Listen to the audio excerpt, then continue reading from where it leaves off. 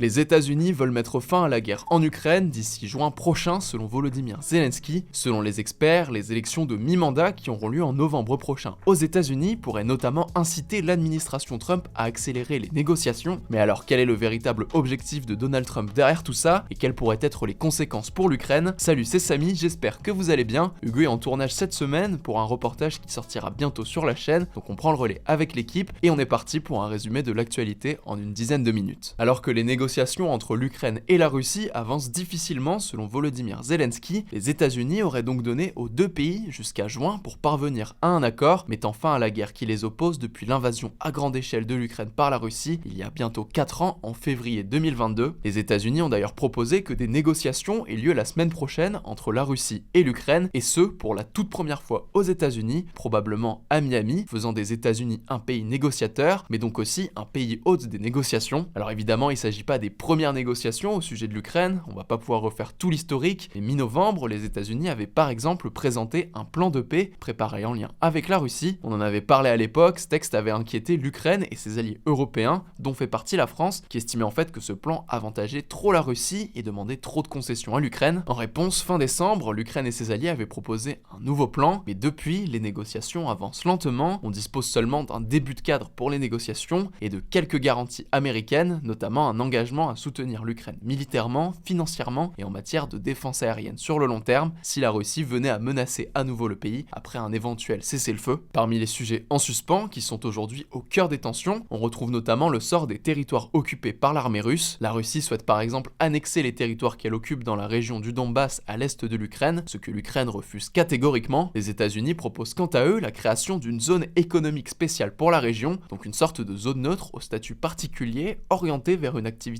économique, mais attention, rien n'est encore acté. Aujourd'hui, ce qui inquiète surtout Volodymyr Zelensky, c'est que selon lui, je cite, les États-Unis feront tout pour mettre fin à la guerre d'ici juin et feront donc probablement pression sur les parties précisément en fonction de ce calendrier. Mais alors pourquoi les États-Unis ont-ils choisi cette échéance? Eh bien selon Volodymyr Zelensky, Donald Trump voudrait notamment clore le sujet avant les élections de mi-mandat aux États-Unis qui auront lieu en novembre prochain. Les élections de mi-mandat, aussi appelées midterms, ont lieu tous les 4 ans. Elles servent à réélire les élus de la Chambre des représentants, l'équivalent de l'Assemblée nationale, et un tiers du Sénat aux États-Unis. Autrement dit, et pour faire simple, ce sont ces élections qui font en sorte que les républicains du camp de Donald Trump ou que les démocrates du camp de Joe Biden soient majoritaires au Parlement et puissent faire passer des lois plus facilement ou non. Et elles auront donc lieu au milieu du mandat présidentiel de Donald Trump. Pour Trump, boucler un accord de paix avant les midterms de novembre 2026 serait un succès majeur à brandir en campagne, qui pourrait notamment prouver son efficacité en politique étrangère face à ses adversaires démocrates. Mais tout au contraire, si Donald Trump n'y parvient pas, les démocrates pourraient justement se servir de cet échec en rappelant que Donald Trump avait lui-même affirmé qu'il pourrait mettre fin au conflit en 24 heures. Mais tout cela inquiète donc Volodymyr Zelensky qui craint notamment qu'une telle échéance puisse être encore plus défavorable à l'Ukraine dans un contexte où l'armée russe continue de progresser sur le terrain, mais aussi où le nouveau budget militaire américain a entériné une baisse importante de l'aide à l'Ukraine. Il prévoit 400 millions de dollars de soutien en 2026 contre près de 14 milliards de dollars en 2024. L'Ukraine craint donc aujourd'hui qu'un possible accord bilatéral désavantageant l'Ukraine ne soit de nouveau conclu entre la Russie et les États-Unis, mais que les États-Unis forcent cette fois-ci, une bonne fois pour toutes, l'Ukraine à le signer. Les États-Unis pourraient par exemple faire pression sur le pays en suspendant ou en conditionnant davantage son aide militaire à l'Ukraine. Par ailleurs, selon Volodymyr Zelensky, les services de renseignement ukrainiens l'ont informé de discussions dans lesquelles Kirill Dmitriev, l'un des principaux négociateurs russes, présentait un plan de coopération économique entre la Russie et les États-Unis pouvant atteindre 12 milliards de dollars, un accord qui pourrait donc, selon les analystes, tenter de convaincre Donald Trump de rester favorable à la Russie. En tout cas, dans ce contexte de nouvelles négociations approfondies, les États-Unis auraient également demandé à la Russie et à l'Ukraine de convenir d'un nouveau cessez-le-feu concernant les frappes contre les infrastructures énergétiques. L'Ukraine aurait accepté, selon Volodymyr Zelensky, mais la Russie n'a pas encore donné de réponse. À noter que dans la nuit de vendredi à samedi, les forces russes ont notamment lancé plus de 400 drones et 40 missiles sur l'Ukraine. Zelensky a affirmé que la cible principale de l'attaque était le réseau électrique, les sous-stations de production et de distribution, laissant par moments des milliers d'Ukrainiens sans eau, électricité ou chauffage, alors que les températures atteignent jusqu'à -20 degrés Celsius dans certaines régions. Aujourd'hui encore, dans la nuit de dimanche à lundi, des attaques aériennes russes ont tué au moins 4 personnes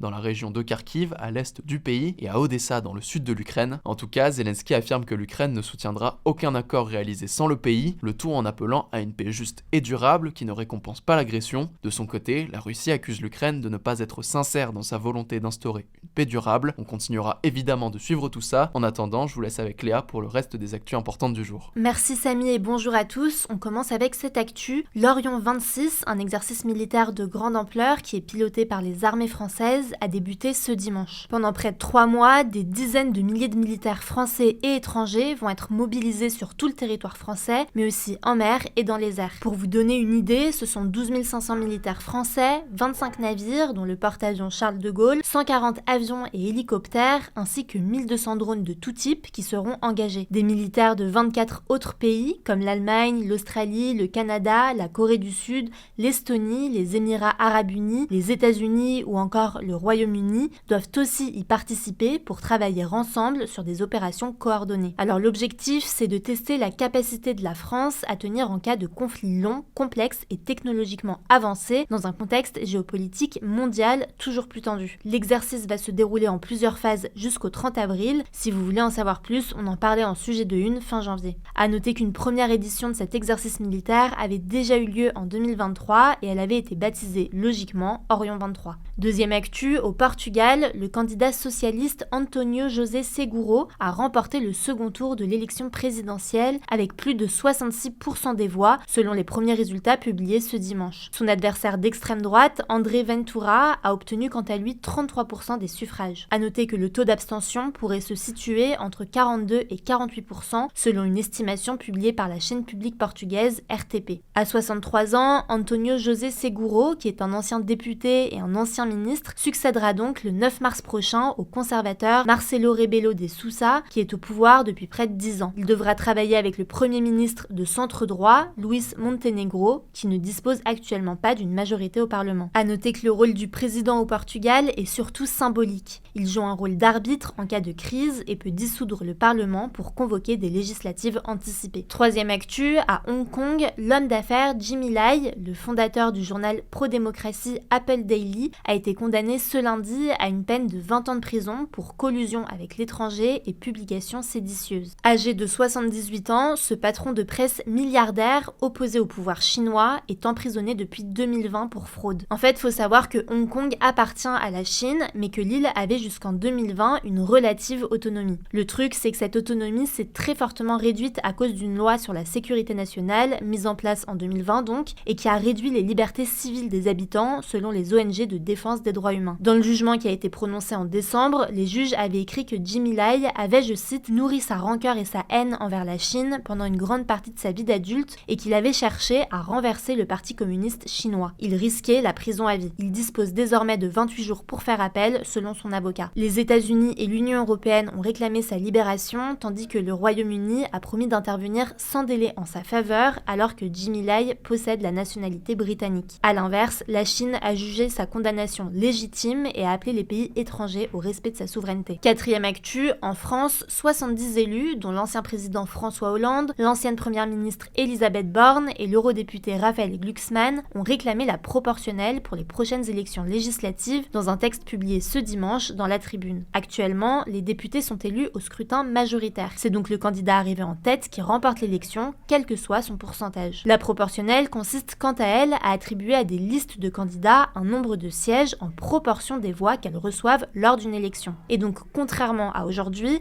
les Français ne voteraient plus pour un candidat, celui de leur circonscription, mais pour une liste de candidats. Chaque liste obtiendrait un nombre de sièges calculé en fonction du pourcentage de voix recueillies au niveau national. Pour ses défenseurs, la proportionnelle garantit une meilleure représentation et pousse les députés à trouver des compromis. Mais ses opposants estiment qu'elle complique l'émergence d'une majorité, favorisant une instabilité politique. En tout cas, selon La Tribune, la mise en place de la proportionnelle pourrait intervenir rapidement, car, je cite, la plupart des forces politiques présentes à l'Assemblée nationale y sont favorables. À noter que des députés de différents groupes ont déposé ensemble une proposition de loi en ce sens en octobre, qui devrait prochainement être présentée au Sénat. On suivra ça. Cinquième actu, depuis ce dimanche, les voyageurs qui souhaitent entrer aux États-Unis doivent fournir un historique de leurs activités sur les réseaux sociaux des 5 dernières années. Cette règle concerne les ressortissants de 38 pays exemptés de visa, dont la France, autorisés à visiter les États-Unis pendant 90 jours maximum, à condition d'avoir rempli l'ESTA, qui est un formulaire d'autorisation électronique de voyage. Alors concrètement, les voyageurs doivent désormais fournir l'historique de leur numéro de téléphone sur 5 ans, toutes les adresses mail utilisées ajouter au cours des 10 dernières années des informations très détaillées sur les membres de leur famille, comme leur nom, date de naissance ou adresse, mais aussi indiquer les pseudos qu'ils ont utilisés sur les réseaux sociaux, comme X, Facebook ou Instagram, les 5 dernières années. L'objectif affiché, c'est de prévenir, je cite, les risques potentiels à la sécurité nationale des États-Unis. Si des éléments renseignés dans le dossier sont jugés suspects, cela pourrait entraîner des vérifications supplémentaires à l'arrivée aux États-Unis, voire une interdiction d'entrer dans le pays. Selon une étude du World Travel and Tourism Council, ces nouvelles règles pourraient provoquer une baisse de 23,7% des arrivées depuis les pays concernés en 2026, soit environ 4,7 millions de visiteurs en moins en 2026. Et enfin, dernière actu, l'historien et résistant juif Marc Bloch, assassiné en 1944 par la Gestapo, donc la police politique de l'Allemagne nazie, entrera au Panthéon le 23 juin prochain. Le Panthéon, c'est un monument funéraire situé à Paris où sont enterrés de grands noms de la République française comme la scientifique Marie Curie ou l'écrivain Victor Hugo. Et donc pour en revenir à Marc Bloch, c'était un historien issu d'une famille juive alsacienne et professeur à l'université de Strasbourg. Ancien combattant de la Première Guerre mondiale, il avait de nouveau été mobilisé en 1939 avant de rejoindre la résistance en 1942. Il avait finalement été arrêté à Lyon en mars 1944 avant d'être torturé en prison et fusillé le 16 juin par la Gestapo. Dans une lettre adressée au président de la République, la famille de Marc Bloch a demandé, je cite, que l'extrême droite, dans toutes ses formes, soit exclue de toute participation à la cérémonie. Merci beaucoup Léa, c'est tout pour aujourd'hui. Merci encore de nous suivre chaque jour sur YouTube, mais aussi en podcast et sur les réseaux sociaux. N'hésitez pas à vous abonner sur TikTok, Instagram, mais aussi à notre format newsletter. D'ici là, prenez soin de vous, prenez soin de vos proches et à demain.